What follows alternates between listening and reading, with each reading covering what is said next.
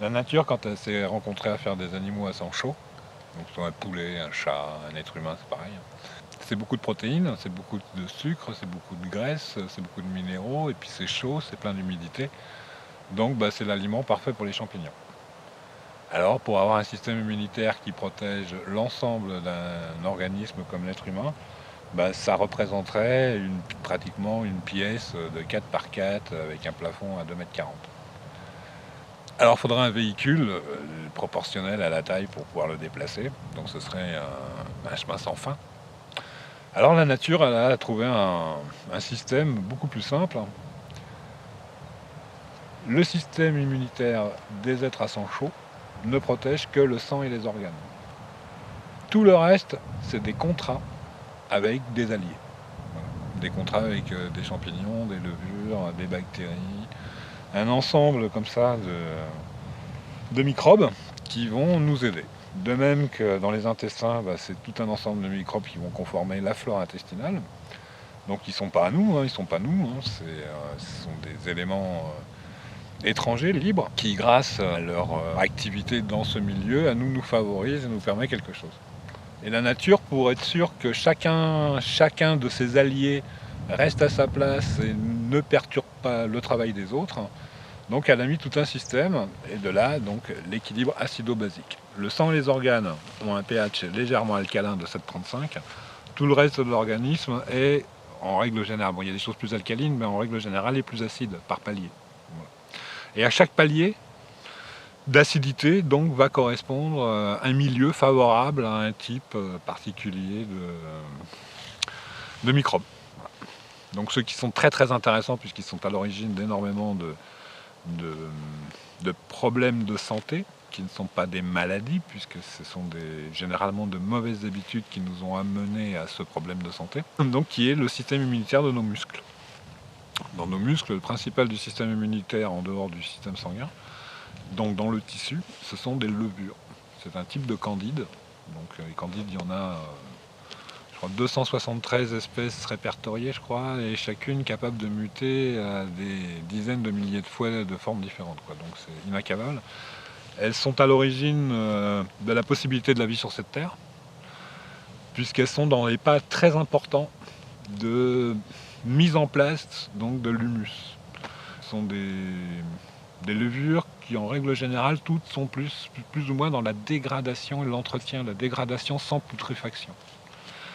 Alors, dans nos muscles, elles sont là, elles vivent, elles se développent, parce que nos muscles ont un certain pH légèrement plus acide que le sang.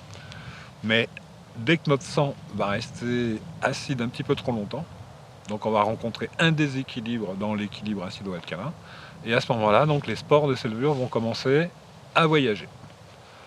Le premier endroit où elles vont arriver, donc ça va être là où il y a le plus à manger pour elles. Ne pas oublier qu'elles sont le système immunitaire des muscles. Donc elles mangent tout ce qui traîne entre les cellules musculaires. Et là où il y a plein à manger pour elles, c'est des intestins. Donc elles vont s'installer tout autour des intestins. Elles vont, on pourrait dire, anéantir notre flore, et elles vont commencer à cultiver des bactéries qui, elles, les intéressent.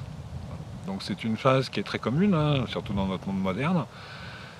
Dans notre civilisation moderne, avec notre façon de nous alimenter et surtout les canaux par lesquels arrive donc l'alimentation. Donc ça s'appelle une candidose.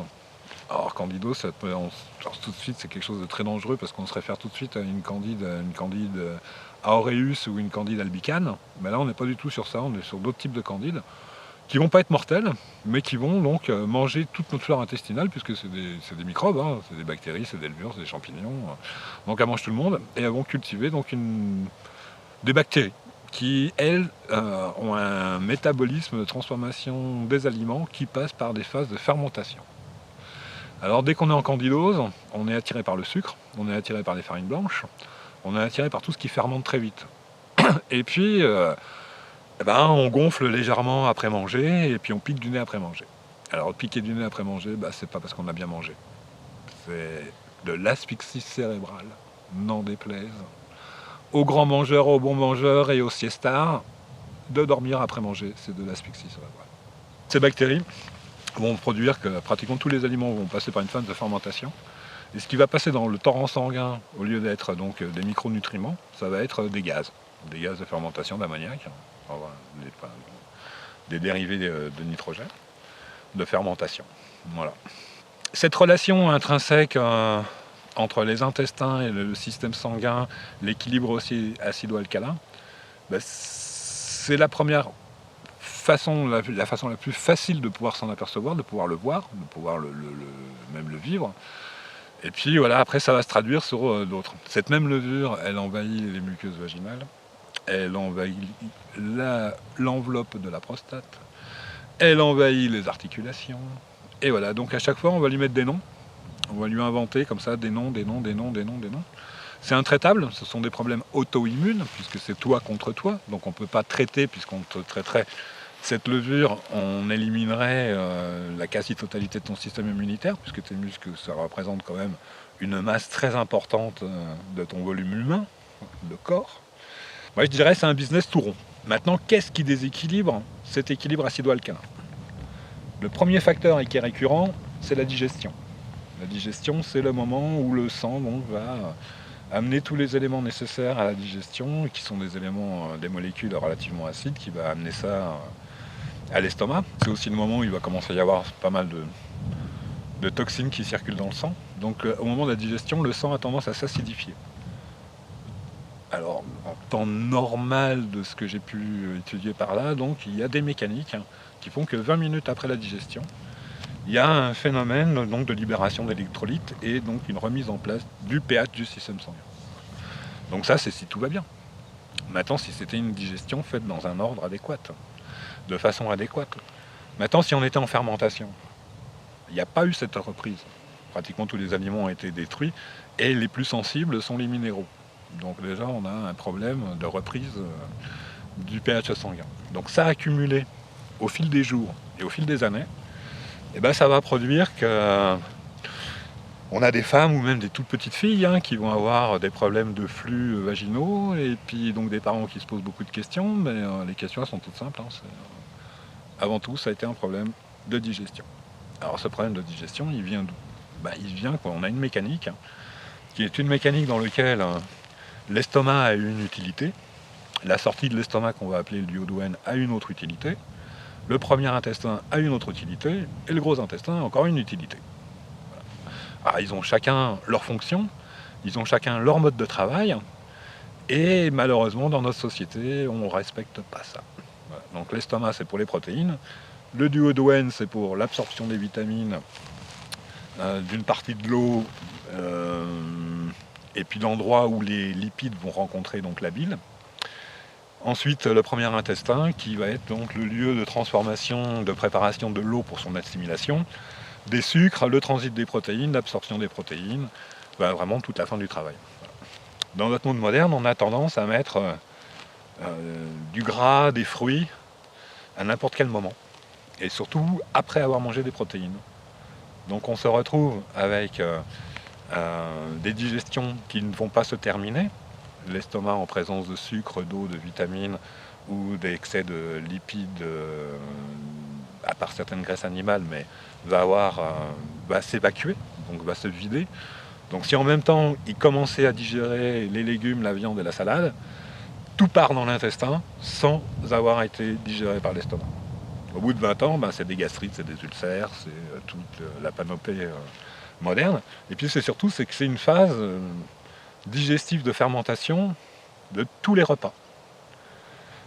Et donc on a du bide, on n'est pas gros, il n'y a pas de graisse autour des muscles, on voit pas que la personne est vraiment enveloppée, c'est pas un problème d'accumulation de graisse, c'est simplement s'il y a un bide qui se dessine et qui part pas, On a beau courir, on a beau faire beaucoup d'efforts, beaucoup d'exercices, parce que c'est pas donc un problème de ce que l'on mange, sinon de la forme dont on le mange, de la façon de manger. Donc, ce que j'appellerais l'ordre alimentaire. L'estomac, il est capable de faire 4 digestions en même temps. Dans le fond, il fait une digestion basique, et plus il monte, plus elle sera acide. Et on a vraiment 4 pH vraiment différents qu'il va utiliser pour des choses qui sont très différentes. Notre façon de manger, elle est très récente. Autrefois, les gens ils mangeaient la même chose du lundi au dimanche midi. Le dimanche midi, c'était un peu la fête, il y avait un petit peu quelque chose de différent, mais Les éléments généralement étaient les mêmes que ceux qu'ils avaient mangés toute la semaine, et puis ça se répétait comme ça suivait les saisons. Et donc on avait un changement, pendant 5-6 mois c'était du chou, 5-6 mois c'était du poireau, pendant 5-6 mois c'était... Donc une flore intestinale qui s'habitue. La diversité actuelle, si on la rajoute au désordre alimentaire, ben c'est carrément indigestible pour l'organisme. Après il y a des grandes traditions religieuses qui dans leur base et leurs fondements originaux, toutes les traditions du livre, donc qui viennent des traditions hébraïques, c'est avant d'être une histoire de Dieu, c'est une histoire d'aliment. C'est une histoire de savoir-vivre, de bien-être, et de bien-être en collectivité. Donc il y a très longtemps qu'on s'était aperçu que si on mange certaines classes d'aliments, eh ben, on va avoir des tendances à fermenter. Si on fermente, on est de mauvaise humeur. De mauvaise humeur dans un petit village, ben, ça va bien une fois, quoi, mais deux, non. Voilà. Alors on a émis des règles, et les premières règles ont été établies comme ça. On s'est aperçu que le cochon demandait une phase de fermentation pour son assimilation. On a éliminé le cochon. Beaucoup d'aliments. Ça fait très longtemps, puisque ça fait au moins 5200 ou 5400 ans qui suivent le même calendrier, donc que les bases sont les mêmes. On savait déjà il y a 5000 ans que l'organisme humain n'est pas capable de digérer 2 protéines animales en même temps. Nous, on est dans une culture où dans le même repas, on peut avoir jusqu'à 7 ou 8 protéines animales différentes. Ce qui veut dire que l'organisme va en choisir une, la plus facile et la plus simple, parce qu'il n'a pas le temps de tout dépatouiller, et tout le reste, ça va fermenter. Alors on mange beaucoup, on va beaucoup aux toilettes, mais le résultat de l'opération, on n'a plus de planète. Et je voulais te poser une question. Est-ce que le lait de vache est notre ami pour la vie? Pour en sortir le plus vite possible, ouais. Et en mauvais état, en souffrant beaucoup, ouais. Voilà, toute la vache. La vache, ça a été un outil de travail très respecté. Il y a une partie des peuples continentaux, asiatico-européens, qui ont depuis très longtemps une certaine activité avec la vache, et on va dire donc une relation avec la vache, une certaine consommation de la vache, qui a donné une certaine tolérance aux produits laitiers et à l'assimilation de certains produits bovins.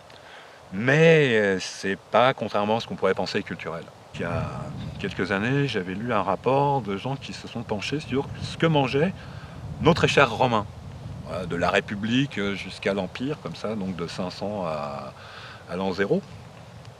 Qu'est-ce qu'ils mangeaient, comment ils vivaient, qu'est-ce qu'ils mangeaient vraiment, quoi. Point 500 jusqu'à l'an 0. Alors on savait que dans toutes les maisons, en archéologie, on retrouve des pots avec un résidu, qui est du résidu de poisson, généralement de l'anchois, l'anchois qui peut être de différentes origines, puisqu'il y en a de la Baltique, mais il y en a aussi des mers intérieures. Et voilà. Et puis de là, donc, ils se sont aperçus que les Romains, on a un peu l'idée que comme ça, ils faisaient rôtir le bœuf et puis ils mangeaient comme ça. Non, pas du tout. Alors pour les esclaves, ouais. Pour les légionnaires et pour les esclaves, il y avait du bœuf, ouais. Mais pour les hommes libres, certainement pas. Parce que ça fait longtemps qu'on sait que la viande de bœuf, oh, messieurs les bouchers, surtout monsieur le carnissier. Et oui, on a beaucoup d'études qui parlent de ça depuis très longtemps, et d'ailleurs c'est le grand business pharmaceutique qui est beaucoup monté là-dessus, c'est qu'on n'est pas fait pour manger de la vache. Donc notre cerveau, il n'est pas au top. Alors c'était bien pour les esclaves, c'était bien pour la Légion, mais il y en a d'autres, hein. C'est que les Romains, ils savaient beaucoup de choses. Les Romains, ils savaient aussi que le blé que nous on utilise pour faire notre pain blanc, le blé des brioches, le blé comme ça, c'est un blé qui est un blé fourragé, c'est un blé à vache, c'est un blé à animaux.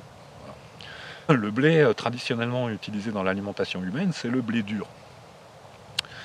Et voilà, donc dans les blés, donc les vieux blés ou des blés, mais qui n'ont pas autant de charge d'amidon. Voilà. Nous actuellement, on mange donc ce blé fourragé. Et c'est celui qui est consommé par la grande majorité de la population qui était destiné française et qui avant était destiné aux animaux. Parce que ce blé, il a une particularité, c'est que ces sucres et ces amidons vont former des chaînes qui sont très près des chaînes des opiacés. Et donc ça fait fonctionner un réceptacle dans le centre du cerveau qui fait que ça donne une sensation d'apaisement, de satiété, de tranquillité, de tout. Voilà. Donc le pain blanc, c'était pour la Légion, c'était pas pour l'homme libre, c'était pour le légionnaire, c'était pour l'esclave. Parce que quand il s'échappait, il n'y avait pas besoin d'aller le chercher. Au bout de 15 jours, il revenait tout seul. lui manquait son pain blanc. Puis le pain blanc, il va en trouver qu'à la Légion et puis dans les endroits où il y a des esclaves, quoi. Voilà. Alors, il y a plein de petits détails comme ça historiques qui sont très marrants, hein. Il y en a plein d'autres, hein. Donc on connaît les aliments et le comportement humain vis-à-vis de ce qu'ils mangent depuis très longtemps, hein. Selon toi, est-ce qu'il suffit d'une injection pour être en bonne santé? Ça, c'est complètement no possible. Absolument no possible. La façon d'être en bonne santé, c'est maintenir un équilibre acido-alcalin, puisque ça, on sait que c'est la base même du maximum de déploiement de ton système immunitaire, le tien et celui annexe. Alors ça, c'est déjà bon, déjà ça préserve de beaucoup de choses. Mais après, ça va être la qualité de tes aliments, la quantité et la diversité qui est optimum pour pouvoir obtenir donc les éléments nécessaires, sans avoir plus, sans avoir moins, quoi. Voilà. On a toute la violence infantile qui est due au sucre, hein, tout simplement. Le sucre, plus un excitant visuel, puisque comme la télévision c'est énormément d'images qu'on n'est pas capable de traiter. En plus, il s'arrange pour faire énormément de plans qui vont très vite que l'on n'est pas capable de traiter. Ce qui fait que quand on a fini de voir un dessin animé, un film, une émission, on a tout un stock de non traités qui est là, qui va nous donner donc toute une incompréhension. Donc, si à ça on y met du sucre, qui est avant tout ce qui va faire que l'organisme va produire beaucoup d'énergie, et la seule chose dans l'organisme qui va pouvoir consommer toute cette énergie, c'est le coco. Donc le coco commence à s'activer dans tous les sens, et on a des gamins surexcités, voilà, complètement, voilà, ils sont incapables de pouvoir apprendre puisqu'ils sont restés sur des incompris, des accumulations comme ça d'informations stockées qui sont...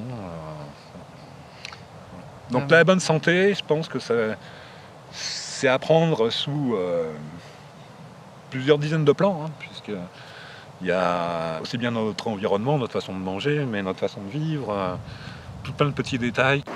Donc je vais te poser la même question que j'ai posée à Vincent. Est-ce que pour toi la santé se fait en une injection?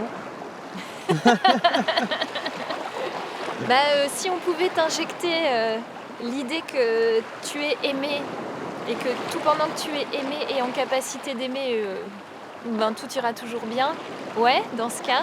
Mais si c'est pas ça qui est dans la seringue, non, forcément, non, Okay. Surtout pas. Et puis, de toute façon, c'est toujours dangereux de se cacher derrière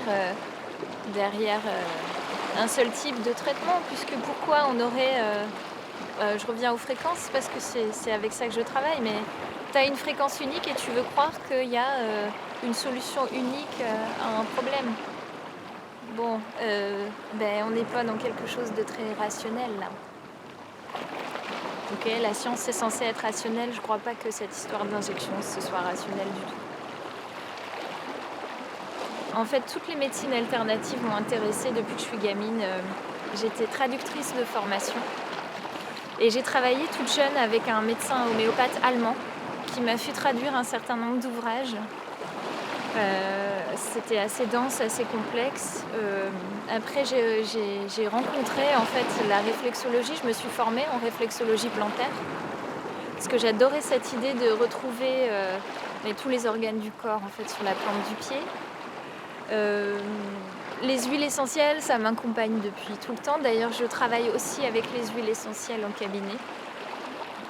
Je pratique le pilate depuis une quinzaine d'années. Le pilate. Donc le pilate, en fait, c'est un sport, c'est la conscience du souffle.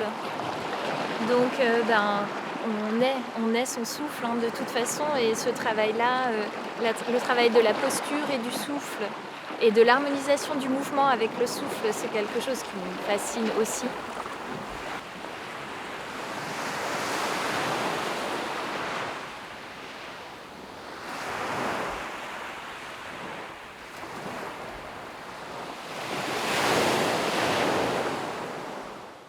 La glande pinéale, en fait, ça va être vraiment le chef d'orchestre qui va permettre la libération d'un certain nombre d'hormones directement dans le liquide céphalorachidien. Je pense qu'avec les personnes qui ont reçu l'injection, dont on parle beaucoup aujourd'hui, on a un phénomène d'encrassement de la glande pinéale. Alors c'est quelque chose qui a été observé déjà avec les précédents vaccins.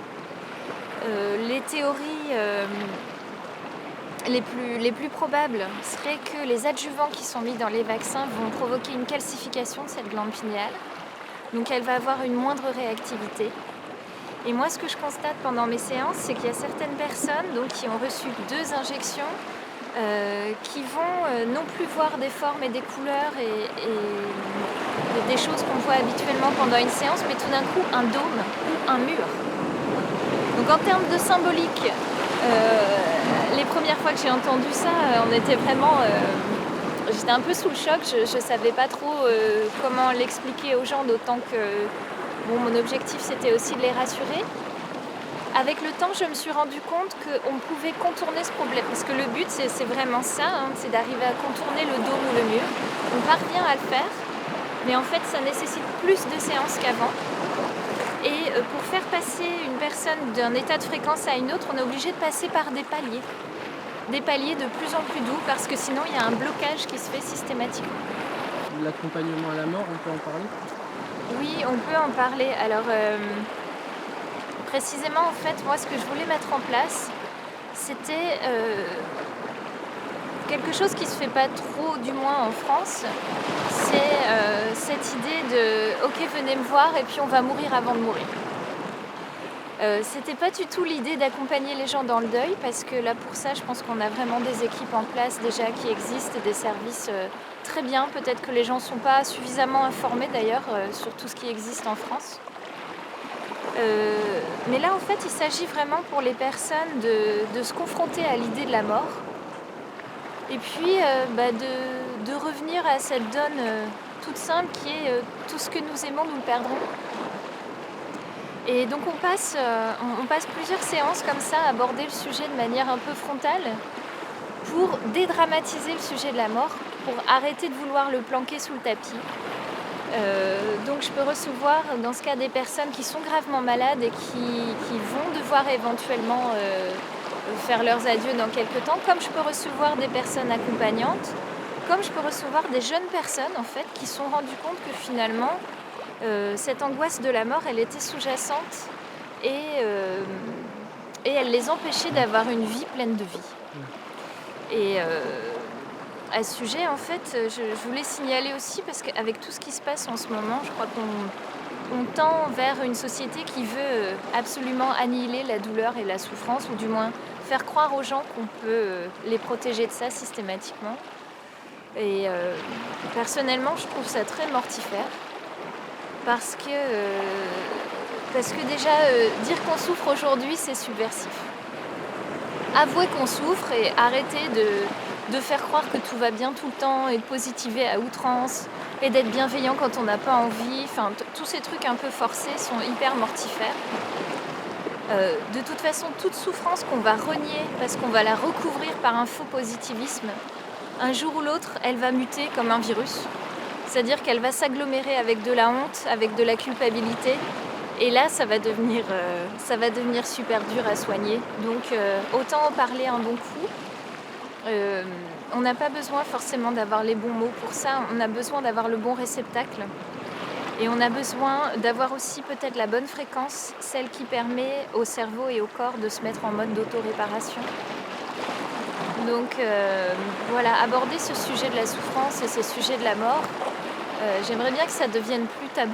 J'aimerais bien que les gens se libèrent en fait sur le sujet pour voir que quand on traverse ce sujet-là, au bout, il y a quelque chose de très lumineux, de très intense. Et voilà, si on observe tout ce qui se passe autour de nous, et les animaux, les champignons, les arbres, je veux dire, si tout ce tissu vivant faisait comme nous à vouloir s'anesthésier en permanence et déléguer en fait, déléguer la gestion de sa vie et de sa maladie à d'autres personnes, et ben on aurait déjà plus d'espace vital pour nous. On en aurait plus. Je crois que aborder la question de sa propre mort, c'est reprendre un peu de sa souveraineté. Donc c'est pour ça que je voulais faire ça. Une expérience à vivre intensément. Oui, c'est ça. C'est l'intelligence universelle qui est téléchargée dans nos cellules. Mais imagine si tu télécharges tout un programme trop vite, trop fort et que t'as pas les outils en plus pour t'en servir, ben en fait t'exploses quoi. Donc voilà, il peut m'arriver aussi, je pense à un jeune homme en particulier qui se reconnaîtra s'il écoute ça, mais je lui avais dit ok, on va faire ça ensemble, on va apprendre d'abord à aborder les choses, à faire très attention, parce que sinon en fait tu vas ressortir d'ici, tu seras trop plein d'une énergie que tu gères mal, même pour ton entourage ça peut être compliqué. Et sa voiture a explosé 2 jours après. Et enfin, il lui est arrivé tout un tas de choses. Et il m'a dit ouais, effectivement, il va falloir que je commence à calmer le jeu et à cadrer. Je comprends mieux maintenant. Les fréquences sont utiles pour modifier nos états de conscience et donc pour activer la libération ou le blocage d'un certain nombre d'hormones. Les enfants, par exemple, j'aime bien prendre cet exemple-là. C'est hyper intéressant pour comprendre leur fonctionnement. Les fréquences émises par le cerveau des enfants passent par l'arrière de la tête et pas par l'avant, pas au niveau de la glande pinéale, puisque le cerveau est encore en construction et jusqu'à l'âge de 25 ans d'ailleurs, ce qui est surprenant, c'est assez tard. Donc on peut traiter les jeunes personnes avant 25 ans, mais les enfants ça sert à rien. Et les enfants ont cet accès à des fréquences qu'on appelle à la limite entre alpha et θ. Ces fréquences-là permettent une perception différente de la frontière qui existe entre ce qui se passe à l'extérieur et ce qui se passe à l'intérieur de toi. Donc cette fameuse illusion de la séparation dont on parle souvent dans les traditions bouddhiques ou yogiques, les enfants en fait la connaissent naturellement et c'est pour ça que leur capacité de création et d'imagination est très développée par rapport à la nôtre. Donc ce qui peut être intéressant chez une personne qui se sent, un artiste par exemple, qui va venir me voir en disant voilà, j'ai perdu complètement l'inspiration. Alors en fait oui et non, il a perdu l'accès à certaines typologies de fréquences et on va pouvoir tout doucement l'emmener de nouveau vers cette fréquence qu'on appelle hypnagogique. On l'appelle hypnagogique parce qu'elle se situe aussi à la limite entre la veille et le sommeil. Voilà.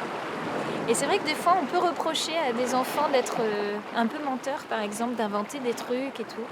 Et alors, en fait, c'est pas qu'ils aient le mensonge, c'est que pour eux, la distinction intérieure-extérieure est plus difficile. Donc, tout ce qui se passe à l'intérieur d'eux-mêmes est vécu comme étant vrai et perceptible, alors que pour l'adulte, ce ne sera pas perceptible. Donc, c'est un exemple comme ça de fréquence intéressante à travailler. La fréquence delta, c'est une fréquence qui va être assez recherchée pour les personnes qui ont des gros problèmes de maladie, besoin de récupération et de sommeil profond. Parce qu'on l'atteint qu'en état de sommeil très profond. Et ça va vraiment permettre le nettoyage en fait, de tous les neurones. C'est qu'il y a un petit curetage en fait, qui se fait la nuit par le liquide cérébrospinal, on appelle ça comme ça. Et quand on a un mauvais sommeil, tout ce petit nettoyage ne se fait pas correctement. Et c'est pour ça qu'après, dans la journée, non seulement on a la fatigue, mais on a cette espèce de brouillard de nuages qui est vraiment un nuage électromagnétique. Des espèces d'ondes complètement disharmonieuses, désordonnées, qui sont émises par le cerveau. Donc voilà, on peut modifier la fréquence et on peut réharmoniser la fréquence aussi, envoyer des ondes plus amples, plus souples. C'est bon pour la personne et c'est bon pour son entourage aussi. Tu as déjà réussi à avoir des résultats sur quel genre de pathologie? Alors, aussi surprenant que ça puisse paraître, sur le diabète, certains types de diabète, chez des personnes en fait, qui ont déclenché ça, alors non pas de manière héréditaire, mais suite à des chocs psychologiques, mais pour autant des diabètes assez graves. Là, effectivement, on s'est rendu compte. Sur l'algoneurodystrophie, je reviens dessus parce que c'est vraiment... Alors ça, c'est un phénomène de douleur intense qui intervient chez des personnes qui ont été gravement accidentées ou qui ont subi des interventions chirurgicales qui ont été un petit peu compliquées. Et en fait, avec ce syndrome-là, le cerveau envoie les messages continus de douleur, que la personne soit en mouvement ou pas. Donc c'est très compliqué à gérer. Avec des niveaux, tu sais, des fois à l'hôpital, on demande sur 10, vous êtes à combien? Les gens, ils sont à 9 ou 10 tout le temps. Les antidouleurs ne fonctionnent pas, y compris la morphine, en fait, sur ce type de douleur, parce que là, on est vraiment sur un dysfonctionnement neuronal. Donc là, on a de bons résultats. Voilà l'exemple de deux pathologies assez graves qui peuvent être largement... Oui, on peut largement aider, rendre à la personne sa souveraineté et éventuellement aussi l'aider à reprendre contact avec cette forme d'intelligence universelle dont on a bien besoin en fait tout de suite. Voilà. Et il y a un point par exemple que je trouve intéressant, c'est que les études ont démontré que chaque cellule de notre corps a sa propre intelligence. Et l'intelligence n'est pas contenue à l'intérieur de la cellule comme on pourrait le croire, mais au niveau de la membrane qui entoure le cytoplasme et qui est responsable de la communication avec l'extérieur. Donc l'intelligence, c'est vraiment pas quelque chose de contenu et de réservé à soi-même, c'est toujours un échange. Je travaille aussi avec le son. Les fréquences sonores, c'est très important, ça vient apporter une dimension supplémentaire au travail. Donc on travaille avec le son binaural, monaural ou avec des enregistrements spécifiques comme les enregistrements des dauphins. Moi j'aime bien. Les dauphins, pourquoi ? Parce que on est sur des typologies de fréquences qui sont les mêmes que celles entendues par le fœtus dans l'utérus de sa maman. Donc on revient toujours à cette idée de maternage, qui n'est pas réservée aux femmes ou aux mamans d'ailleurs. Voilà. C'est universel. C'est universel. Le son, la lumière, ça suffit au maternage.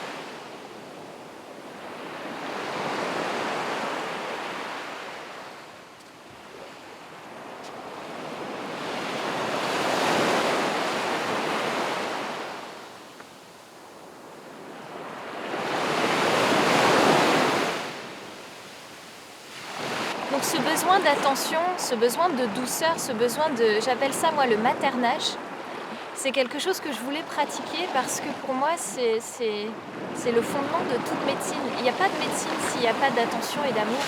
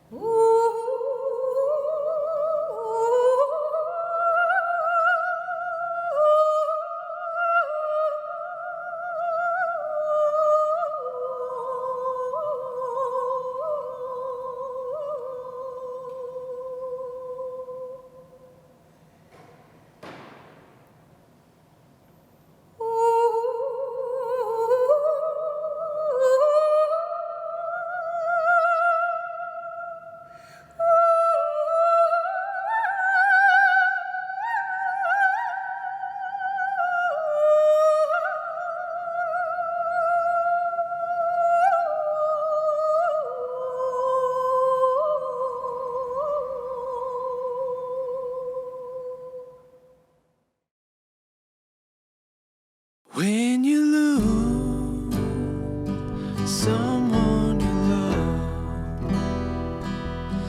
When you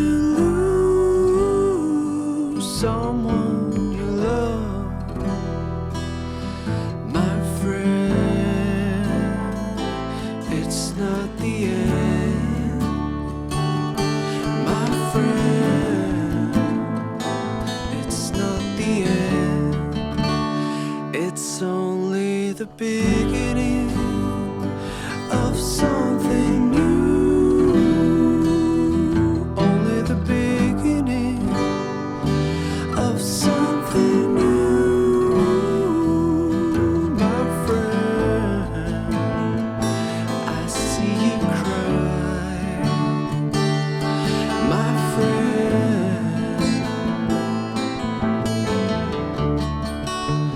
come on, dry your tears and smile for something new.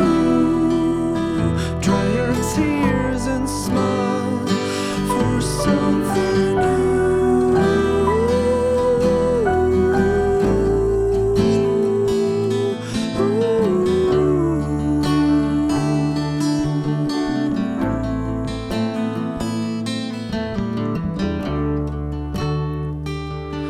My friend, it's not the end. It's not the end.